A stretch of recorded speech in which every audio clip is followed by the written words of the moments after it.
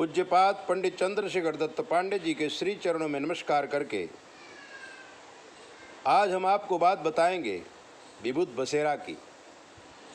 उत्तर प्रदेश का पवित्र चित्रकूट जिला, संत तुलसीदास जी की जन्मभूमि राजापुर, उसी स्थान पर हम पैदा हुए। सरधुआ कमासिन रोड पर पूज्य पिताजी की पुण्य स्मृति में हमने विभूत बसेरा आश्रम बनाया और साल में 2-3 बार जब भी हमें साधना और ज्ञान की ज़रूरत होती है तब हम चित्रकूट जाते हैं और गुरुजी के सानिध्य में बैठ करके, गुरुजी का शरीर नहीं है लेकिन गुरुजी सदा हमें आशीर्वाद देते हैं। जब भी हम उन्हें याद करते हैं और कोई भी प्रश्न करते हैं वो हमें जवाब देते हैं। हम चित्रकूट जाते हैं, चित्रकूट में बैठ करके साधना करते हैं। सारी सुविधाएं वहाँ पर हमने एकत्रित कर दी हैं।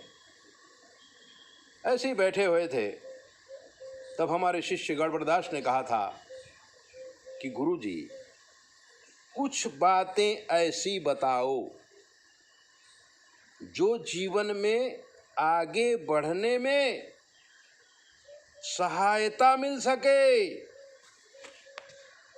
ऐसे कोई वेद वाक्य या आपके अनुभव वाक्य हमें बताइए।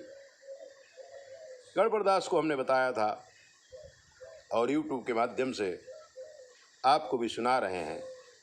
इन बातों को अगर आप याद रखोगे और अपने जीवन में उतारोगे तो दुनिया की ऐसी कोई भी चीज़ नहीं है जिसकी प्राप्ति आप नहीं कर सकते। सबसे पहली बात है वो ये है कि इस पूरी दुनिया में ऐसा कोई व्यक्ति नहीं है जो हर तरह से संपूर्ण है, सर्वतंत्र स्वतंत्र है। इसलिए कभी भी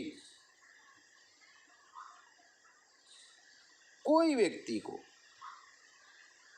अपूर्ण मत समझो, अपने आप को अपूर्ण समझो। दूसरों को सुनाने की कोशिश मत करो, दूसरों को समझाने की कोशिश मत करो, बल्कि अगर आगे बढ़ना है ना तो किसी को सुनो, उनकी बातों को समझने की कोशिश करो और हर समय छोटे से छोटे व्यक्ति की बातों को सुनने की तैयारी दिखाओ। आज सबसे बड़ी प्रॉब्लम क्या हो गई है कि हम सुनना नहीं चाहते हैं, सुनाना चाहते हैं तो हमारा समय नष्ट होता है। क्योंकि जो हमें सुनाता है उसके पास अनुभव होता है। जैसे एक किसान कोई बात सुनाएगा तो किसानी का अनुभव तो आपके पास है नहीं, तो आप किसानी का अनुभव सीख जाएंगे।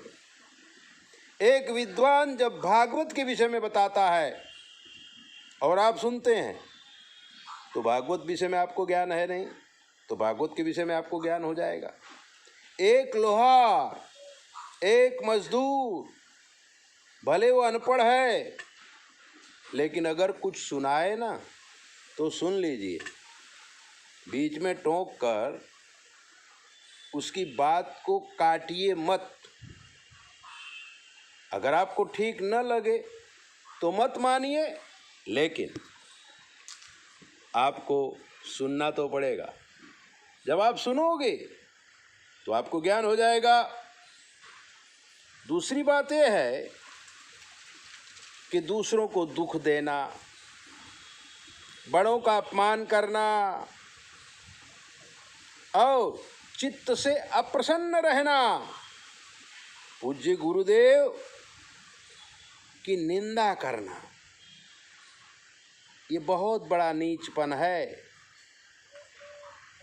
इसका सदा त्याग कर दो। बड़ों का सत्कार करो, गुरुजनों की पूजा करो।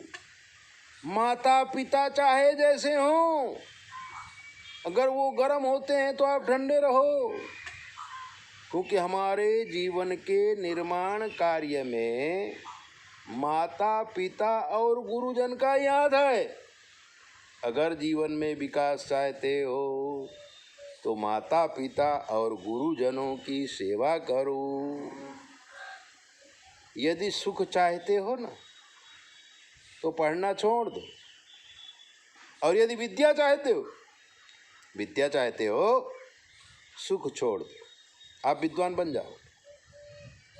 बहुत अच्छी पढ़ाई पढ़ो, सुख का त्याग कर दो, क्योंकि सुख चाहने वाले को विद्या नहीं मिलती है। आलसी आदमी के पास विद्या नहीं आती है, लक्ष्मी भी नहीं आती है। और जो कर्मनिष्ठ है, सुख का त्याग करके विद्या का अभ्यास करता है, फिर सुख उसके पीछे पीछे दौड़ता है। क्यों? कोयल की शोभा स्वर से है, स्त्री की शोभा लज्जा से है। सहनशीलता, नम्रता, सेवा भाव।